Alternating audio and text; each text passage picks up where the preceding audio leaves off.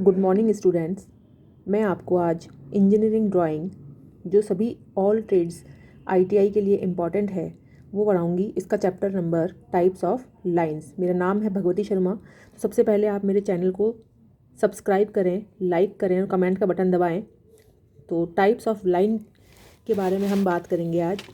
Engineering drawing जो एक subject है वो इंजीनियर्स की एक भाषा है जिसमें आप कई चीज़ों को संकेतों के रूप में लिखते हैं, शॉर्ट फॉर्म में दिखाते हैं। इसी तरह से लाइंस होती हैं, वो भी कई प्रकार की होती हैं जो इंजीनियरिंग ड्राइंग में अलग अलग भागों को दर्शाने के लिए काम में ली जाती हैं।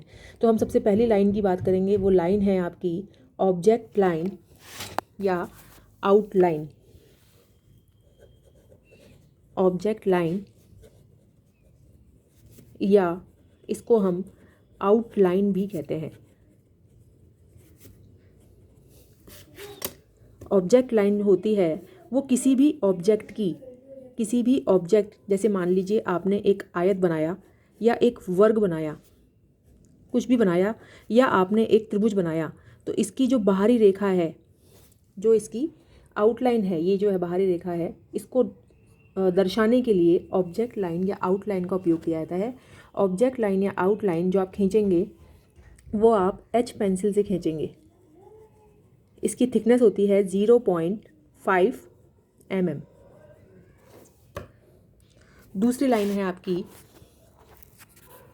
Hidden line. हिडन लाइन, इसको हम अदृश्य रेखा भी कहते हैं।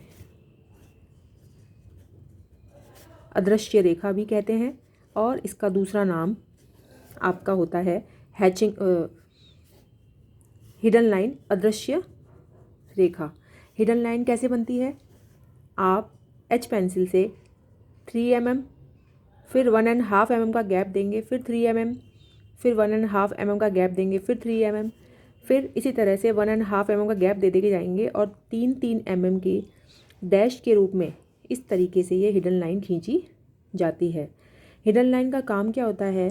किसी भी ऑब्जेक्ट के वो हिस्से जो हमें डायरेक्टली दिख नहीं रहे हैं, अदृश्य हो गए हैं, छुपे हैं, पीछे की तरफ हैं, कटे हुए हैं, तो किसी भी ऑब्जेक्ट के कटे हुए और छुपे हुए हिस्सों को दिखाने के लिए हिडन लाइन काम में ली जाती है।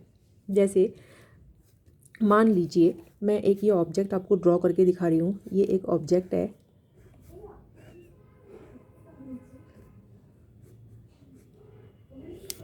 इस ऑब्जेक्ट को देखेंगे आप।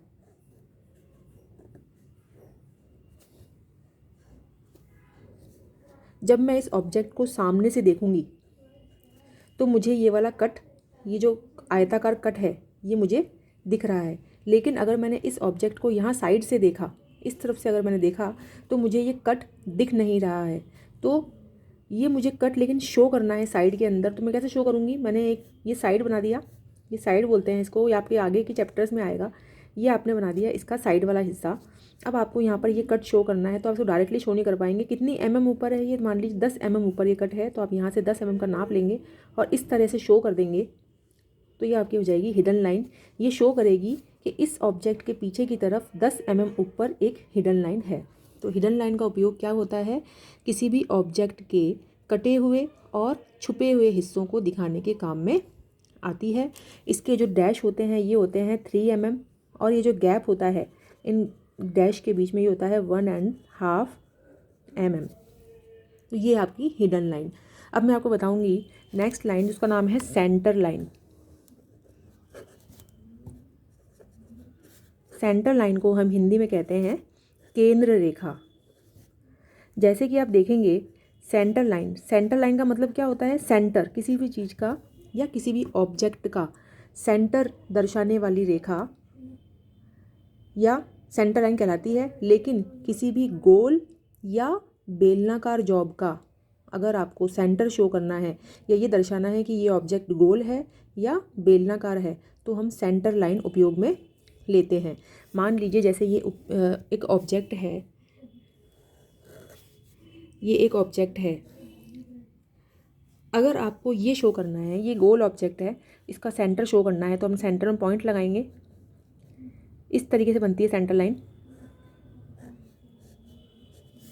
ये एक बेलनाकार जॉब है, तो इसके अंदर एक बड़ा डैश, एक छोटा डैश, इस तरीके से सेंटर लाइन बनती है। इसका मतलब सेंटर लाइन कैसे बनेगी, एक बड़ा डैश, एक छोटा डैश, फिर एक बड़ा डैश, फिर एक छोटा डैश, बड़ा डैश, छोटा डैश, बड़ा डैश। जो आपका बड़ा डैश है वो होता है 10 से 12 मिलीमीटर, 10 से 12 mm। फिर इसका जो गैप होता है वो गैप कितना होगा दोनों लाइंस के बीच में, 1.5 mm। छोटा वाला डैश होगा 3 mm का, वापस से गैप 1.5 mm का होगा। फिर 10 से 12 mm की वापस से लाइन होगी, फिर गैप होगा आपका 1.5 mm का। फिर आपकी 3 mm की लाइन होगी, फिर आपका गैप होगा 1 से 1.5 mm का। इस तरह से एक बड़ा डैश, एक छोटा डैश, एक बड़ा डैश, एक छोटा डैश, इस प्रकार से आप सेंटर लाइन को शो करते हैं। किसी भी गोल ऑब्जेक्ट को या किसी भी बेलनाकार ऑब्जेक्ट को आप सेंटर लाइन के थ्रू शो करते हैं। अगर आप किसी भी ऑब्जेक्ट, मान लीजिए ये बेलनाकार ऑब्जेक्ट बनाया आपने और आपने इसके अंदर अगर सेंटर लाइन नहीं डाली है, ये आपने नहीं डाली है, इसका मतलब ये जो अगर आपका जॉब है फिर ये आयताकार होगा, ठीक है। तो अगर कोई बेलनाकार पार्ट है या कोई गोलाकार पार्ट है तो उसको शो करने के लिए आप सेंटर लाइन काम में लेते हैं। सेंटर लाइन एक बड़ा डैश, छोटा डैश, बड़ा डैश, छोटा डैश, बड़ा डैश, छोटा डैश, ये आपकी होती है सेंटर लाइन। इससे पहले मैं आपको ऊपर बता दूँ, हिडन लाइन की जो मोटाई होती है, इसकी जो मोटाई होती है वो होती है 0.3 mm। अब आप चलेंगे लाइन नंबर 4। लाइन नंबर 4 जो है वो आपकी होती है cutting plane line. Cutting plane line, मैंने आपसे पहले ही बताया है कि इंजीनियरिंग ड्राइंग में जब हम किसी भी चीज़ के निर्देश देंगे तो हमको संकेतों के रूप में देंगे, ठीक है। तो अगर मान लीजिए कोई आपका बहुत बड़ा जॉब है जो 1 मीटर लंबा है, तो उसको आपको किसी भी आप इस सुपरवाइज़र हैं, आपने किसी वर्कर को कहा कि इसको यहाँ से काटना है, तो जब उस जॉब को काटेगा तो आपको उसको नाप के थोड़ी ना दिखाना पड़ेगा कि हम इसको इस तरीके से, आपको यहाँ 1 मीटर है तो भाई निशान लगाओ यहाँ पर, फिर मार्किंग करो, काटो। तो इंजीनियरिंग ड्राइंग में बता चुकी हूँ आपको, एक भाषा है इंजीनियर्स की जो आपको समझा सकती है किसी भी चीज़ को पेपर के ऊपर आराम से आप उसको शो कर सकते हैं। तो वो कटिंग प्लेन लाइन जो होती है वो आपका ये शो करती है कि आप किसी ऑब्जेक्ट को कहाँ से काटना है, कितनी ऊंचाई से काटना है, उसके लिए कटिंग प्लेन लाइन शो की जाती है। Cutting plane line same centre line जैसी ही होती है, उसका नाप भी सेंटर लाइन जैसा ही बनता है। जैसे ये मान लीजिए ये है आपकी सेंटर लाइन जो आपको सिखाई है मैंने, यही होती है कटिंग प्लेन लाइन। लेकिन कटिंग प्लेन लाइन के जो लास्ट के 2 कॉर्नर होते हैं वो लास्ट के कॉर्नर गहरे काले होते हैं। इससे आप समझ जाते हैं कि ये कटिंग प्लेन लाइन है, ना कि सेंटर लाइन, और इसके नीचे एरो का निशान लगा होता है। अब ये किसी ऑब्जेक्ट के ऊपर आएगा तो आपको समझ में आ जाएगा कि इस ऑब्जेक्ट को हमको कहाँ से काटना है। नाप सेम होता है 10 से 12 mm, 1.5 mm, 1 या 1.5 mm गैप, फिर 3 mm, फिर 1 से 1.5 mm का गैप, फिर 10 से 12 mm। तो कटिंग प्लेन लाइन एग्ज़ाम्स के अंदर आपके टाइप्स ऑफ लाइन बनाने के लिए आता है।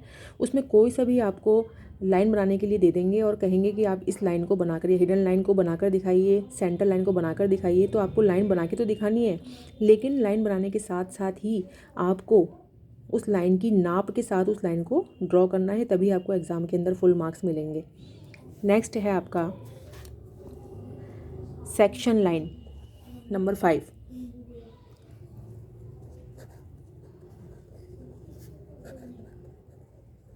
सेक्शन लाइन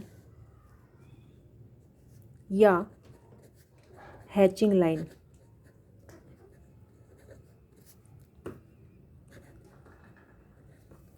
सेक्शन लाइन या हैचिंग लाइन क्या होती है? किसी भी ऑब्जेक्ट के कटे हुए हिस्से को शो करने के लिए या कटा हुआ पार्ट है उसको शो करने के लिए आप सेक्शन लाइन या हैचिंग लाइन काम में लेते हैं। ये इस तरीके की होती है, आप देखेंगे सेक्शन लाइन या हैचिंग लाइन, ये 40, ये जो एंगल है, ये सरफेस से ये एंगल है, ये आपका होगा 45 डिग्री या 60 डिग्री। हैचिंग लाइन या सेक्शन लाइन 45 डिग्री पर या 60 डिग्री पर खींची जाती है।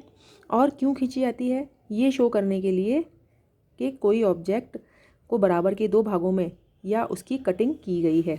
मान लीजिए ये एक पीस है 10 सेंटीमीटर लंबा, एक पीस है ये 10 सेंटीमीटर लंबा है। आपने यहाँ से आरी के थ्रू इसकी बीच में से कटिंग कर दी है, काट दिया आपने इसको बीच में से, तो अब ये दो भागों में बट गया। इसके जो आगे के सामने के दो हिस्से होंगे वो हम इस तरह शो कर देंगे। क्यों? क्योंकि ये पूरा जॉब नहीं है, ये किसी पीस का कटा हुआ टुकड़ा है। तो किसी भी चीज़ के जगह के कटे हुए टुकड़े को दिखाने के लिए हैचिंग लाइन या सेक्शन लाइन यूज़ में ली जाती है। एग्ज़ाम के अंदर बच्चों आप ये ध्यान रखेंगे, आपको केवल लाइंस ड्रॉ करने के लिए ही आती है कि आप ऑब्जेक्ट लाइन बनाएं, आउटलाइन बनाएं, हिडन लाइन बनाएं, सेंटर लाइन बनाएं, कटिंग प्लेन लाइन ड्रॉ कीजिए या सेक्शन लाइन ड्रॉ कीजिए। तो आपको नाप के अनुसार ही इन लाइनों को ड्रॉ करना है। आज के वीडियो में आपको मैं 5 लाइन से सिखाऊंगी। इसके बाद अगर आपको ये वीडियो अच्छा लगता है तो इसे लाइक और सब्सक्राइब ज़रूर करें। मेरा नाम है भगवती शर्मा और आगे की वीडियो देखने के लिए आपको नए नए अपडेट्स मिलते रहेंगे। प्लीज़ इस चैनल को लाइक और सब्सक्राइब ज़रूर कीजिएगा। मैं आपको आगे की वीडियो में इसकी जो बची हुई इस चैप्टर की लाइंस हैं वो कराऊंगी। Thank you very much.